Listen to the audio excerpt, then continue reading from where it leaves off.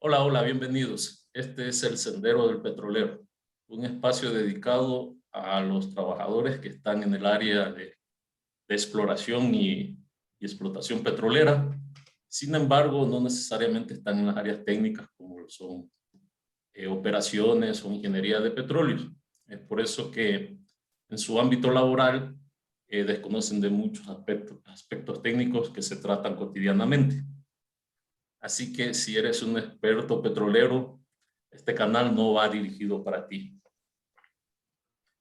El tema que vamos a tratar el día de hoy es la exploración petrolera, para lo cual tenemos a un invitado especial, Fernando Herrera, es un gran amigo, está vinculado al área petrolera desde hace mucho tiempo, se puede decir que es un experto petrolero. Fernando, bienvenido. Buenas tardes, Víctor. Qué gusto, amigo, conversar a los tiempos y gracias por la situación, por la actitud en la que me tienes. Sí, llevo ya algunos añitos, ya son 17 años de carrera como tal en la industria petrolera. Yo soy ingeniero en petróleos. Algo se ha hecho en estos ya casi 2 décadas. Así es, Fernando, muchas gracias por acompañarnos en esta ocasión. Estamos muy pendientes también de que en una próxima oportunidad también nos vuelvas a acompañar. Con todo gusto, Bien, Víctor. para información, Fernando ahorita está encargado de la superintendencia de operaciones, entonces es jefe en el área en la que él se maneja. Fernando, vamos a ver un primer video para que después lo podamos comentar. Chévere.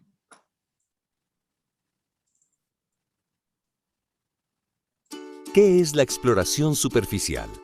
Para descubrir yacimientos con hidrocarburos, primero se debe explorar.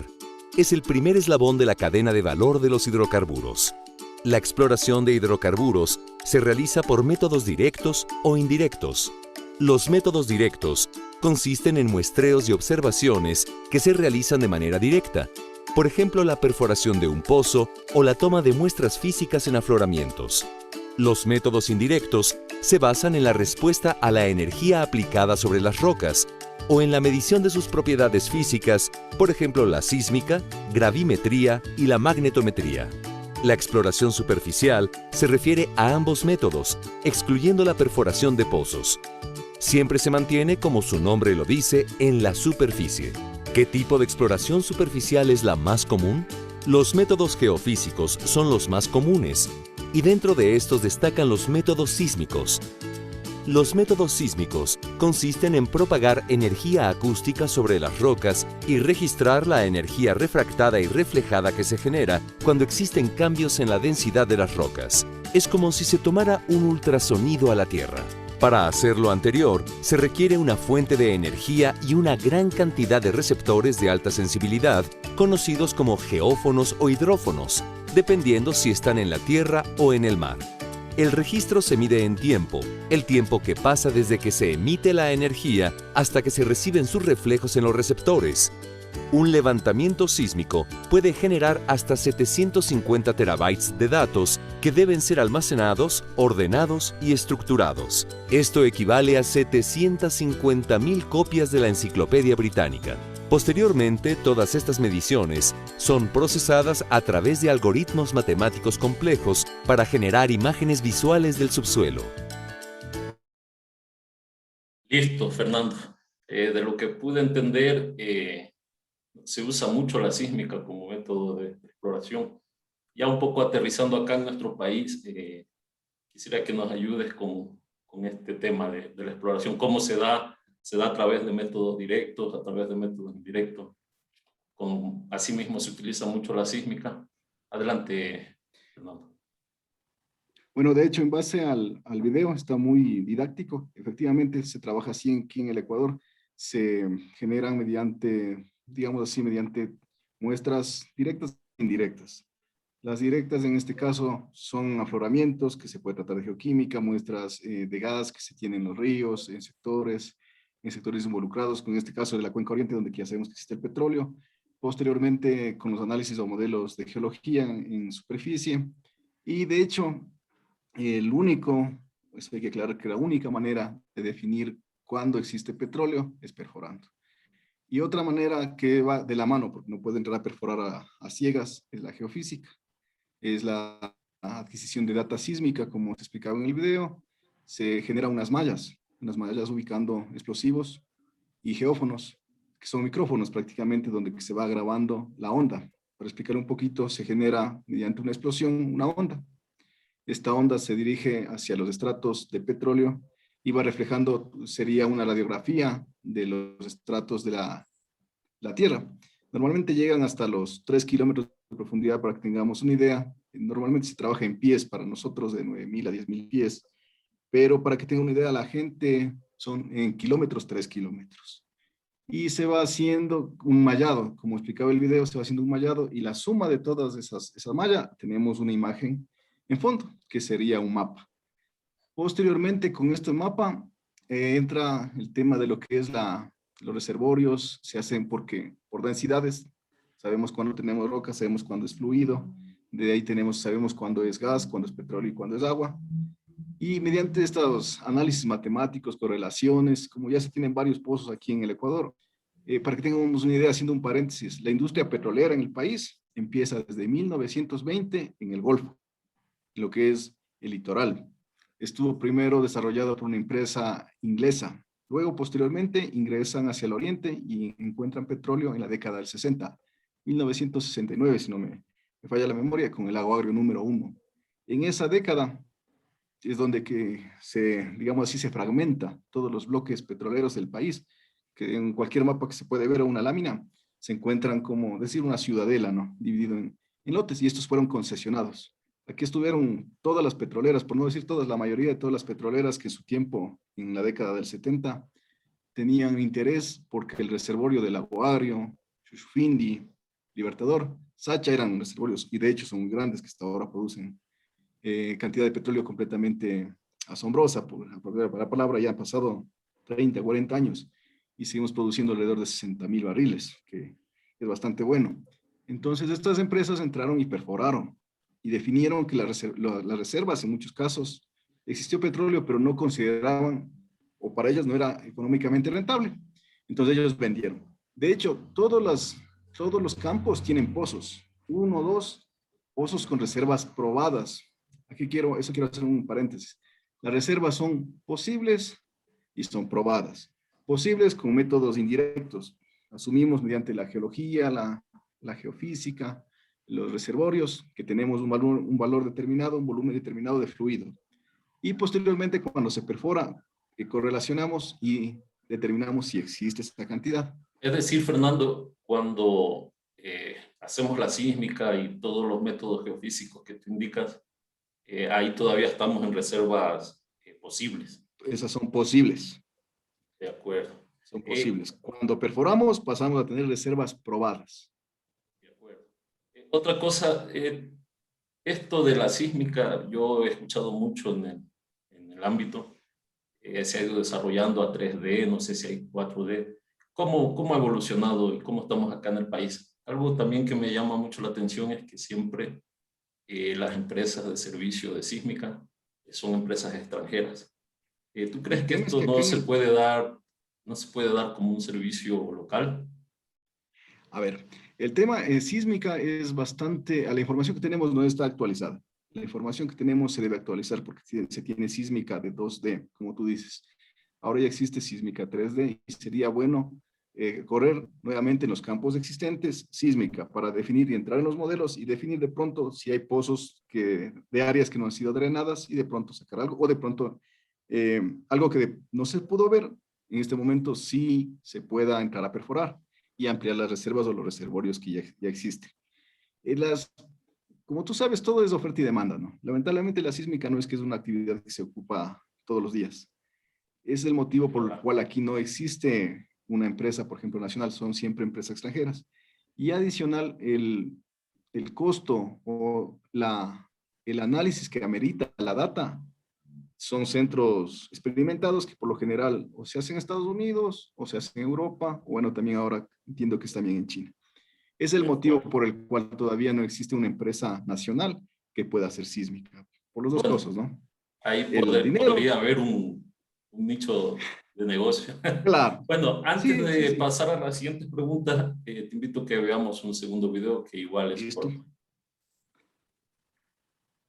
La única manera de asegurar que un yacimiento es productivo es perforando. Con frecuencia, los estudios geológicos conducen a campos de sal o de agua marina. Por eso, la perforación petrolera es una actividad económica de alto riesgo que exige una rigurosa evaluación de cada proyecto antes de tomar decisiones, pues la inversión en recursos materiales y humanos para la exploración y perforación es enorme. Si con la perforación se encuentra gas o petróleo, se estudia su tipo y calidad, las posibilidades de producción y las condiciones del terreno para decidir cuántos pozos se explotarán en la zona. Este proceso puede tomar entre 3 y 10 años, dependiendo de la complejidad geológica y técnica, pues hay yacimientos que se encuentran a miles de metros del subsuelo y hay que perforar rocas muy duras o perforar en el lecho marino, resistiendo la presión del agua y las corrientes, teniendo, además, mucho cuidado para no causar accidentes. Todo este esfuerzo vale la pena cuando el yacimiento resulta productivo. Mientras se perfora, se instala una tubería de producción para evitar el derrumbe de las paredes y se colocan válvulas para controlar la presión del petróleo, que por los gases y el calor del yacimiento sale con mucha fuerza.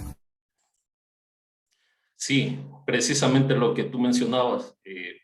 Hasta no realizar el proceso de perforación, no se puede hablar de reservas probadas, tal como vimos en el video que acabamos de pasar. Bueno, para contextualizar nuevamente, estos videos son de México. Yo les voy a dejar el link abajo en la caja de comentarios para que los puedan ver completamente. Me llamó un poco la atención en este video, Fernando, que entran, hacen la perforación y sacan muestras. Hablaban de 3 a 10 años para determinar su posible éxito y seguir perforando. Puedes comentar y ver cómo lo tratamos acá en nuestro país. Respecto a la perforación, como tú dices, bueno, quiero hacer ahí un poquito un paréntesis, que los tipos de pozos que se perforan cuando un reservorio es nuevo son pozos exploratorios. Cuando el reservorio ya se ubica que tiene una zona de petróleo económicamente rentable, digamos así, pasamos a los pozos de desarrollo. Para hacerles una analogía bastante didáctica, asumamos que tenemos una torta o un pastel. El primer pozo por lo general va en el centro y vamos desarrollando alrededor del centro en forma radial. Y existen pozos que son de avanzada, que son para determinar el límite de la estructura, hasta dónde se tiene crudo. Y porque siempre tenemos gas, petróleo y agua. Y conforme nos vayamos alejando a los flancos, como si fuera una montaña, en los flancos vamos a tener menos petróleo y vamos a tener, va a estar más cerca el contacto agua-petróleo. Referente al tema de muestras, siempre en los pozos exploratorios, inclusive por ley y por necesidad de ingeniería, se toman muestras. Se toman muestras, son cores que se sacan, existe una barrera, una broca o una barrena que tiene un orificio, un agujero en la parte interior. Y es a lo que va moliendo, es como si tú estuvieras utilizando un sacabocado. Y esta muestra se saca de la arena de interés y normalmente aquí sí hay cómo hacer un análisis, pero normalmente se envía fuera del país. Antes era Estados Unidos, ahora en Colombia, donde tú determinas los parámetros de la arena, porosidad, permeabilidad, saturaciones. Con esto tú caracterizas tu primer pozo. Y con estos parámetros tú puedes entrar a diseñar los otros pozos, el fluido, de control, los lodos, porque el lodo te permite que no se te introduzcan los fluidos de la arena hacia el pozo. Y con eso tú determinas un punto de equilibrio para no dañar los reservorios, porque en ocasiones reservorios buenos se han dañado por utilizar una presión hidrostática muy fuerte o utilizar los contenidos de aditivos de lodo que te ha ido dañando. Eso hay que tomarlo mucho en claro para evitar. Ese es el motivo que se sacan los cores. Como tú dices, el análisis se demora un poquito, pero de pronto es otro tipo de pozos, porque normalmente aquí los pozos se perforan alrededor de un mes aproximadamente. Claro. Y los análisis que tienes no son más allá de 1 o 2 meses que te envían los resultados. De hecho, Petroecuador como tal tiene un laboratorio que funciona en San Rafael, donde que se tiene la famosa litoteca, una biblioteca de cores de la mayoría de pozos de las arenas del oriente ecuatoriano. Y ahí existían unos equipos, no, la verdad que no sé si están operativos, donde se podía hacer análisis, tomando cores, tomando otras muestras pequeñas, y con eso se determinaba la saturación, la permeabilidad, y definir parámetros para optimizar lo que más se puede, tanto por dinero y para evitar dañar a la arena. De acuerdo. Gracias, Fernando. Un poco para que todas las personas que nos escuchan, el core es la muestra que se saca con esta broca hueca que indicabas hace un momento. Sí, sí, completamente de acuerdo. Gracias. Ya para ir finalizando, una última consulta, Fernando.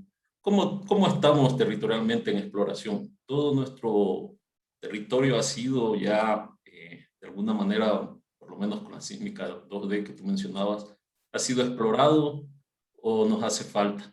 En el mismo sentido, también quería que me indiques cómo ves tú la parte suroriental, porque esa es una parte que aún no se ha explotado como la parte norte. Y por último, ¿cómo ves tú el futuro del petróleo, Fernando? A ver, como te comentaba, en el año, bueno, en la década del 70, ya se perforó la mayor parte de concesiones o de campos petroleros que se tienen dividido el Ecuador. Por lo general, todo el país se tiene dividido en campos petroleros. Ciertos campos no son económicamente rentables y otros sí. La cuenca, a ver, la cuenca oriente se encuentra dividido solo geográficamente, ¿no? En sus campos de la cuenca a profundidad es una extensión total y forma parte de la cuenca de Sudamérica, cuenca latinoamericana.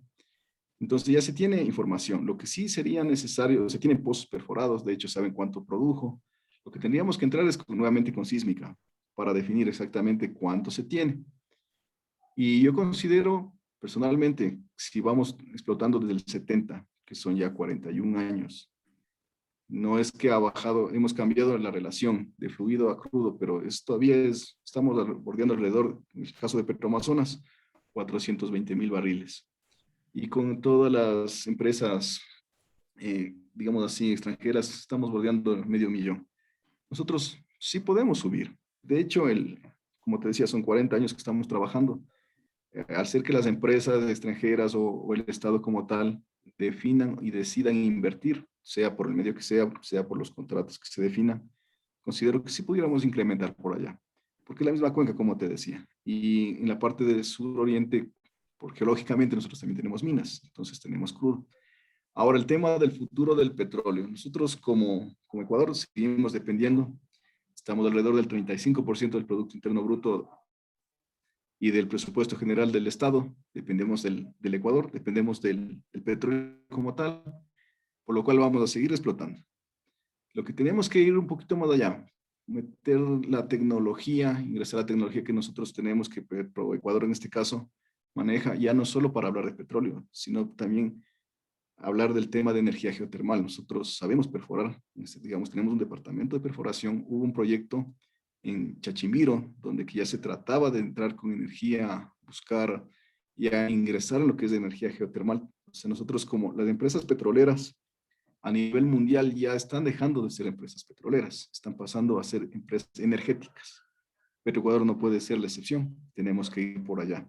El requerimiento de petróleo como tal, como te digo, por la parte económica de necesidad de nuestro país y por la parte de recursos, tú sabes que todos los días se necesita crudo para lo que es combustibles, pero también el combustible solo es un punto. También se necesita base para el tema de lo que es la energía, la industria química, que eso es completamente diferente. Tienes unas 90 aplicaciones. Entonces, nosotros como país petrolero vamos a seguir produciendo petróleo. Dependemos y el mundo necesita el petróleo. No solo Bien para, como dicho, te decía, para Fernando. combustible. A nivel mundial, el consumo del petróleo, independientemente de que se cambien las fuentes de combustible, va a seguir consumiéndose porque, como tú bien acabas de decir, tenemos la petroquímica, tenemos la agroindustria, los polímeros. Entonces, todas esas cosas sí van a seguir siendo utilizadas. Entonces, me parece muy bien lo que tú has dicho y tenemos que también seguir diversificando este tema como el que tú dices, la energía geotermal y muchas cosas más que están pendientes por seguir desarrollándose. Agradezco mucho tu participación, Fernando. Un gusto, Víctor, un gusto, un compañero de trabajo, un compañero de la misma alma mater, y en especial un gran amigo, te agradezco. Y cuando quieras, lo poquito que uno se ha aprendido, qué gusto que se pueda compartir para el resto de personas. Gracias, Fernando. Gracias también con todos ustedes. Muchas gracias. Amigos, espero que dejen sus comentarios y también la idea es que ustedes propongan nuevos temas, claro, siempre dirigido a tratar de solventar alguna inquietud, alguna parte técnica, de la manera más didáctica. Así que muchas gracias con todos. Un fuerte abrazo, Fernando. De igual manera, muchas gracias.